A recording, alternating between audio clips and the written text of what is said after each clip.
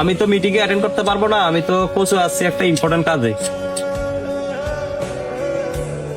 এই মেহেদি না? জাহিদ না? আমি জাহিদ।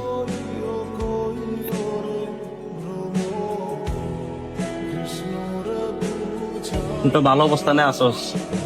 এই রিমন সিয়াম ওদের খবর কি? ওদের সাথে তো যোগাযোগ আছে? সিয়ামের সাথে আমার মাঝে মাঝে যোগাযোগ হয়, কিন্তু রিমনের কথা বলতে পারি না। ওরা টাকা দেওয়ার পরে ওর সাথে আর আমার যোগাযোগ হয়নি। তাহলে সিয়ামকে তুই একটা কল দে।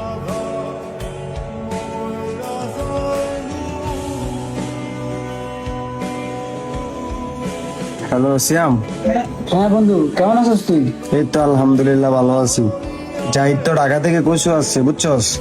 তুই আমগো সেই ব্রিজের কাছে চলে আয়। কি বলস মামা? আচ্ছা ঠিক আছে, আসতেছি। জাহিদ, সিয়াম আসতেছে, ওর প্রায় আধা ঘন্টার মতো লাগবে। এখন সিয়াম তো আসতেছে, এখন রিমন রে কোথায় পাবো? ওর সাথে তো তোরও যোগাযোগ নাই, আমারও যোগাযোগ নেই। সিয়াম আসুক তাহলে, দেখি ওর সাথে কোনো যোগাযোগ আছে কিনা। হয়তো সিয়ামের সাথে রিমনের যোগাযোগ থাকতে পারে। সিয়াম আসুক, তারপর দেখি। আমরা এখন ওই জায়গায় চল। মেহেদি ভাই, জাহিদ ভাই, কেমন আছেন ভাই? ভালো। তুমি কে? চিনলাম না তো আমি। আরে ভাই, আপনার আমাকে চিনতেছেন না? আরে ও, আপনারা তো আমাকে শুরু থাকতে দেখছিলেন। আপনাদের বন্ধু রিপন আছে না, আমি ওর স্বাস্থ্য ভাই। ও, তোমার নামটা যেন কি?